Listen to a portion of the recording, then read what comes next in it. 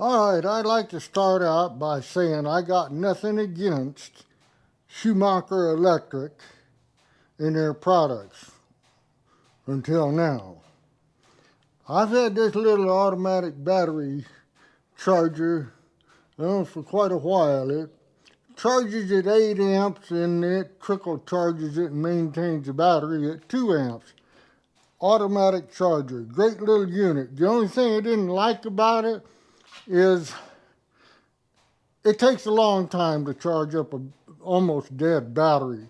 There's nothing wrong with the unit. I'm not complaining about it. It's just you got to leave the battery overnight for it to fully charge, and then it goes into maintaining it. So with that said, let's get on with the topic of today.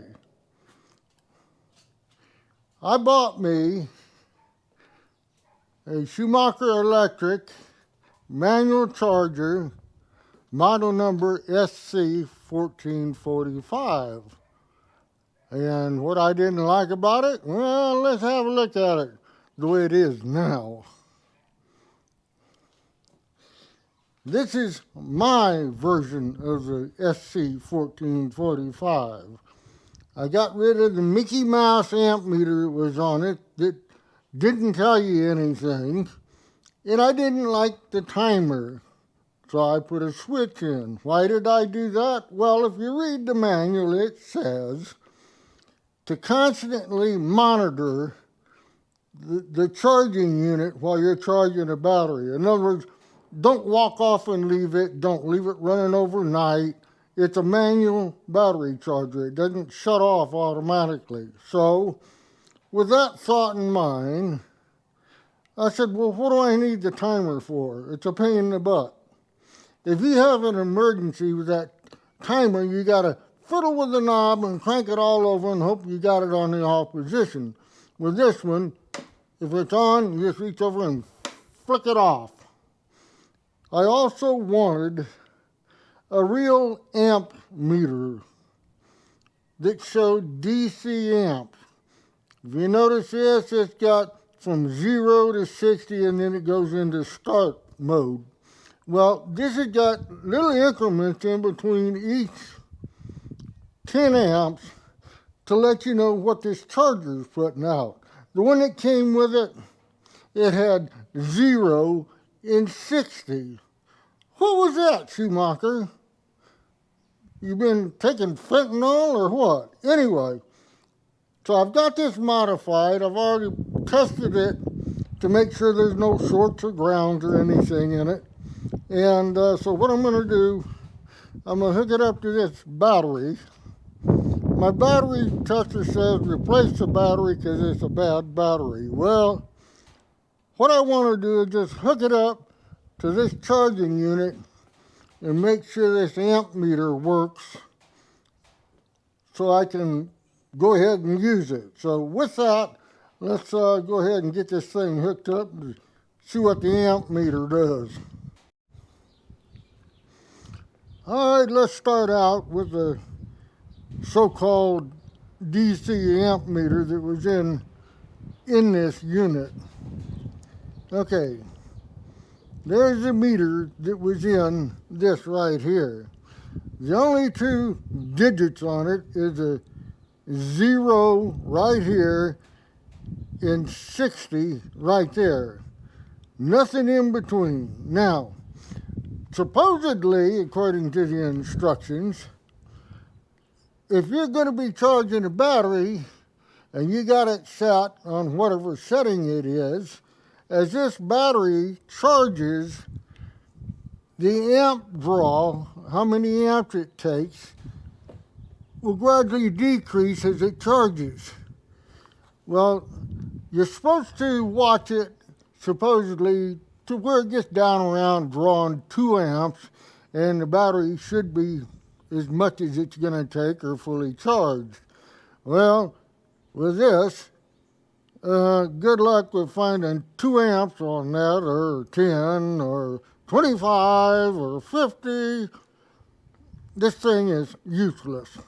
And by the way, this is the only part that I found in it that was made in the USA. The rest of the parts in there were made in China. Okay, let's pause this. Let me get this thing hooked up and let's see what that amp meter does. The first setting I'm going to be using on this is the 12 volts 10 amp setting. I tested this after I modified it and checked the voltages coming out of the cables there with my Fluke 87V multimeter. And the voltage that I got out of that with no load was 11.8 volts. So in my old brain, the question arises, how are you going to charge a battery that's 12 volts and you got an output that's less than 12 volts? It was my understanding that in order to charge up this battery, you had to crank into it more than 12 volts to get it to charge. But we won't get nitpicky. We'll go ahead and we'll try it at 12 volts at 10 amps just to see if this meter works and if that battery draws any amperage in it. All right, let's turn the damn thing on. I got my notes right here in case you're wondering what I'm doing. All right, put that up there, that worthless meter. All right, I got everything hooked up. Got the battery hooked up, power cord hooked up. Let's see if the damn thing's gonna blow up. All right, I'm gonna try to get this meter real good. Okay, switching it on. Yep, I guess you better select the voltage first, right, stupid? Okay, 10 amps at 12 volts. Here goes. Yep. And it looks to me like your meter is hooked up reversed. Or is it?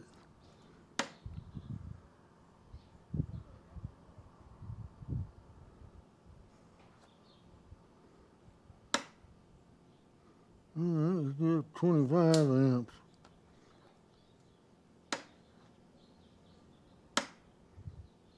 Well, okay.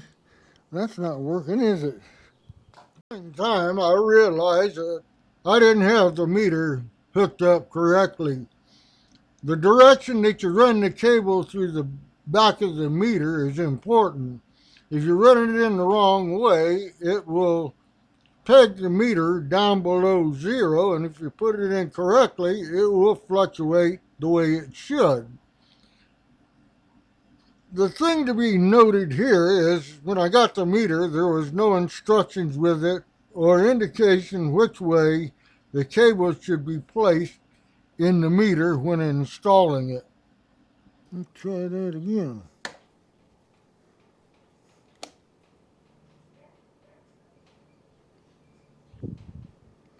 .63 amps. 4.43.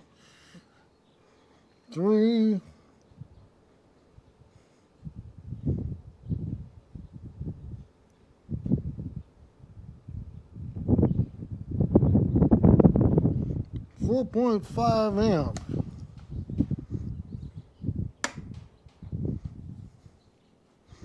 Well, my amp meter doesn't work. All right, after my first video about this meter not working, well, I found out, I sent an email to the people that make this thing, and they responded like back in the same day. And the guy said, try reversing the cable going the other way in it. So I did. And this morning I hooked it up to the power and hooked it up to my battery load tester and just briefly flicked the test switch and the meter worked. Okay, so now this is going to tell me whether or not it'll work with a real life battery. Okay, let's put this on 10 amps and turn it on. There it is. It's pulling about, I don't know, 4 amps right here, and it's showing on the meter. And it's trickling down. So it's pulling down to about 2 amps. So I'm going to verify that with my digital amp meter and see what it's putting out. Okay, I don't know how well we're going to be able to see this, but here goes. This shows it's pulling 4.17 amps. Of course, that says negative, but because I got this meter on here wrong. So, if that shows 2, right there, that's actually 4.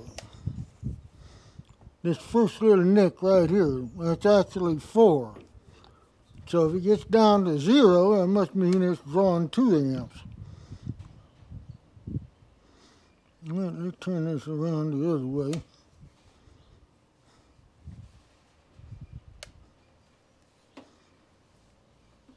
Okay, it seems to like that better. Okay, that says it's drawing 5.19 amps right there. Let's see what it says up there at the connection.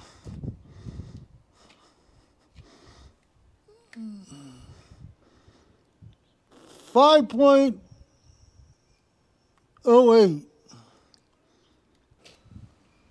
Okay, here's my timer. I'm going to set that little turkey right up there. Let that run for about 10 minutes. So all it was is this Chinese meter is back asswards to everybody else, and I had the cable going through it this way like it was on the Schumacher meter, and it was pegging down below the 0 mark. So like I said, I contacted the company that sells these, and he said, well, try reversing the cable, you know. So I got in there this morning, ran the cable the other way through it, and as you can see it's showing amperage. Now right now it says it's drawing 2 amps, but we just tested it with a digital amp meter, and it says it's drawing about 4 or 5.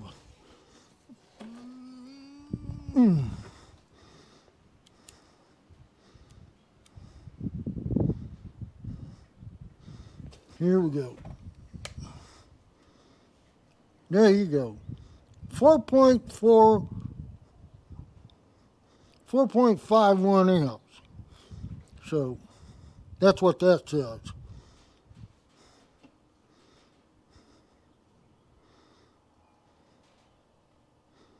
And if we flip it around this way,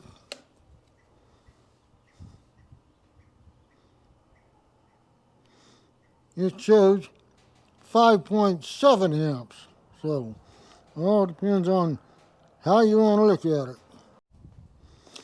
I just took a voltage reading across those 2 terminals, and it's 13.53 volts. That's while it's charging. So it's definitely above 12 volts. I was concerned that the no load voltage I was getting off this on the 12 volts 10 amp, it was like 11.3 volts, and I was worried it wouldn't charge that battery, but that's over 13 volts going into that battery. So it's been about 5 minutes, so we'll let it run another 5 and see what it does. Oh, by the way, I put distilled water in that battery. It wasn't really low. It was a cell on that end, and the cell on that end was a little low. The plates were not exposed, and I put distilled water in this tractor battery. it was low, but it wasn't below the plate, so I put distilled water in that one too. I'll check, see if this will charge next. Well, looks like my meter works.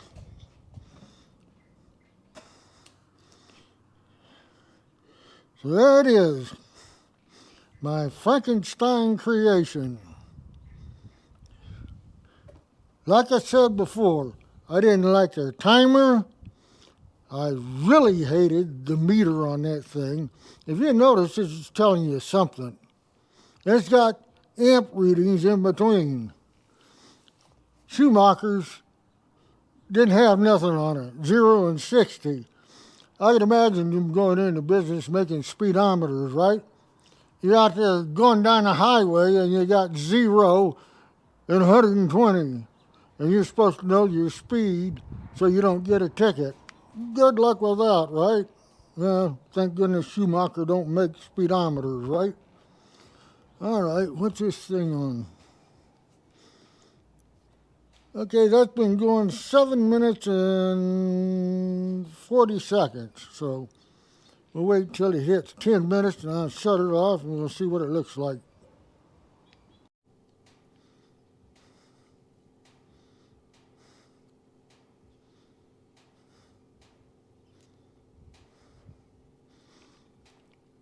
Okay, the battery reading is 12.72 volts.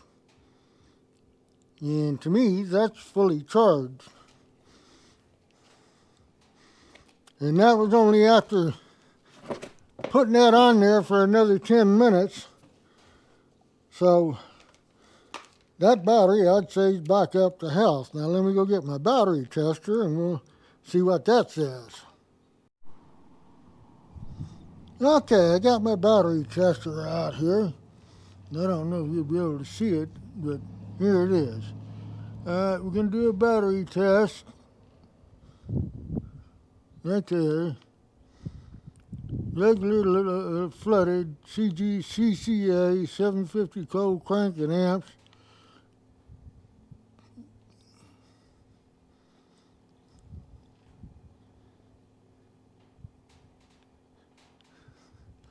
Now this says good charging. It's up from 47% yesterday to 53% today. And charges 98% at 12.59 volts, so it's damn near 100%. And it's at 53% health. So, let's go down the thing. Health is 53%. Charge is 98% at 12.59 volts. Internal resistance is 5.48 megohms. And the cold cranking amperage is at 547. So it's not full capacity, but it's got full charge voltage on it. Well, 98%. Okay, well, that's better than what it was. Now, when I first put this on there, it said recharge when I redid the clamps on it, so you can't always go by the first reading. Make sure you got your clamps on there good and retest it. Okay, well, that's it. That battery's in good shape.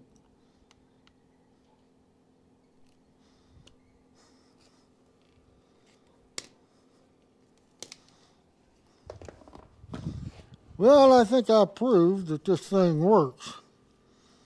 So the amp meter works now, even though it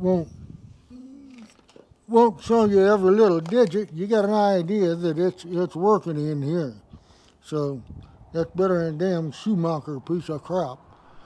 Okay, well that concludes this test. Now you can use this charger.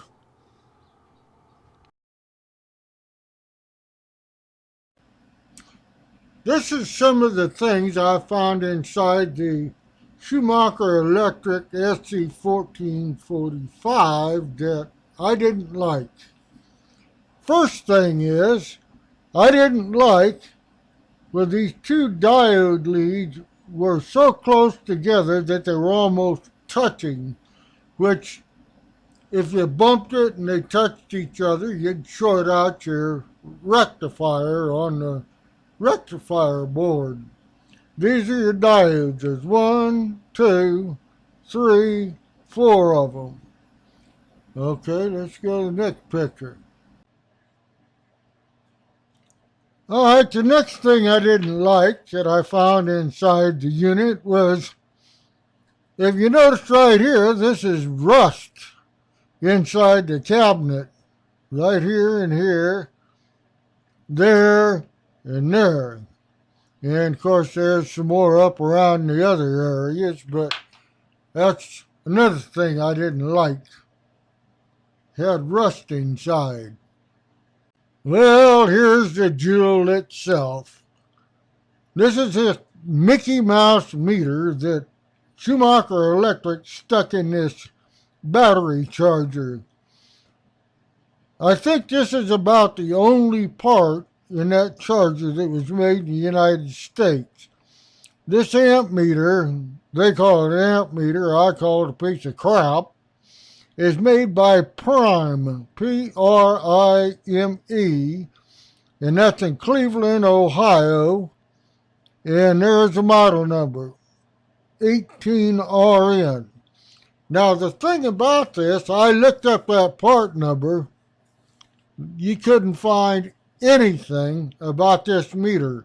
I even went to the Prime website, you couldn't find this meter anywhere.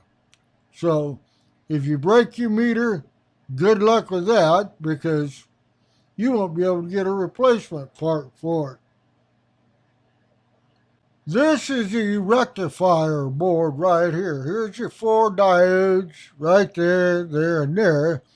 And if you notice at the bottom, there's 3 plastic tabs. One there, and one there. That is the only thing that's holding the rectifier board in that unit. Those little plastic tabs. And this is why they tell you don't drop or bump the charger, because this board, this rectifier board, will fall out of those 3 plastic tabs. Matter of fact, if you go down there and move the cable attached to them, that board will come right out of those tabs. It's not secured with screws, so if you jar it or something like that, it'll come right out of those mounts and create a short, and you've just lost your charger. Alright, once again, this is your rectifier board. The plastic tabs I was talking about is right down here, and like I said, if you bump that thing will pop right out of those little plastic holders, and those wires touch each other, then you've got a dead short, and you just burned up your charger. If you notice, this rectifier board is not anchored down. It's got plastic clips right here, there, and there. And this regulator board is loose. See it? It's not secured by screws, anything else. Look, you can even lift it up. See it? See? It's loose. Right here. Not very good in my book.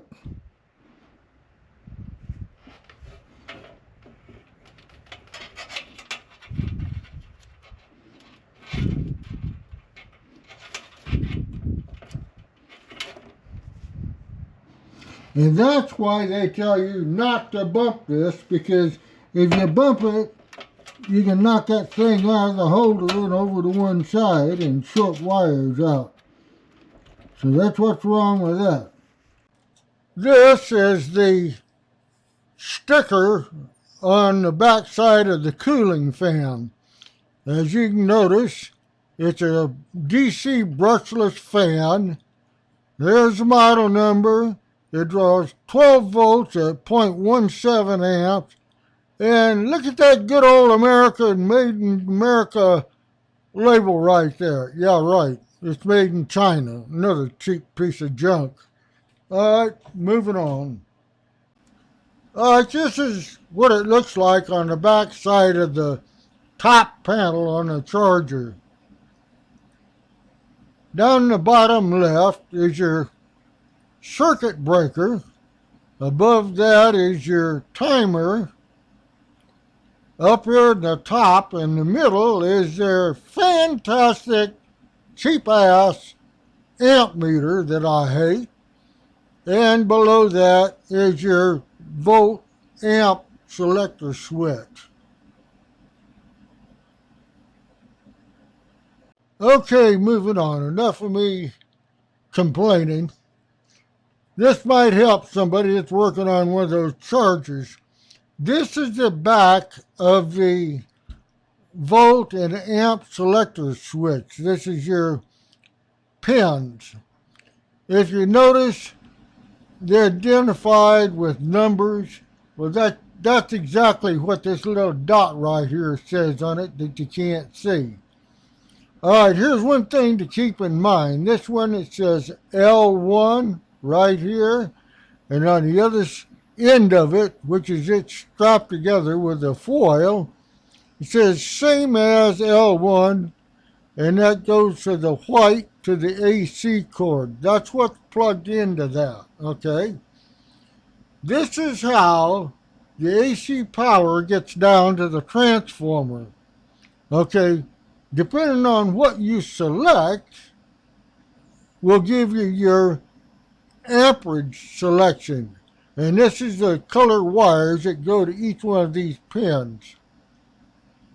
Number one leg is a red wire.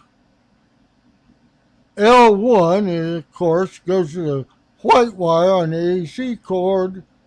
Pin 3 is the white wire going to the transformer. Pin 4 is the orange wire to the transformer. Pin 2 is the yellow wire to the transformer. And pin 5 goes to the blue wire. All right, we're back at the back side of the volt and amp selector switch. Here's your settings. Pin 1 is 12 volt, 25 amp. The way it works, it comes in, the white wire, the AC cord, goes through the switch, and it comes out on pin 1 to the red wire, and that goes down to your transformer, and that's 12 volt, 25 amps. All right. Pin 3 is a white wire. Don't confuse that with the white wire that comes in from the AC cord on pin L1. Pin 3 is 12 volt, 250 amp, and that's a white wire going down to the transformer. Pin 4 up here is an orange wire. That's 6 volt, 25 amp. Once again, notice it gets its power from the AC cord, goes through the switch, and comes out to this pin, which is the orange wire that goes down to the transformer. All right. Pin 2, which is your yellow wire,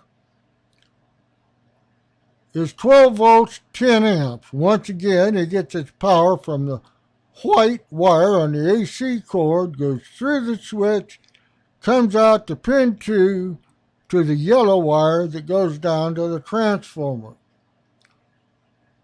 Last but not least is 12 volts, 50 amps. That's on pin 5. That's the blue wire. It gets its power from the white wire on the AC cord, comes through the switch and out this pin to the blue wire, down to the transformer, and that's your 12 volt, 50 amp selection. This is the only sticker I could find on the actual transformer. At the top, I assume, is the part number, and below that is the manufacturing date, April 23rd, 2024. And if I had placed my bets, I'd bet this was made in China as well.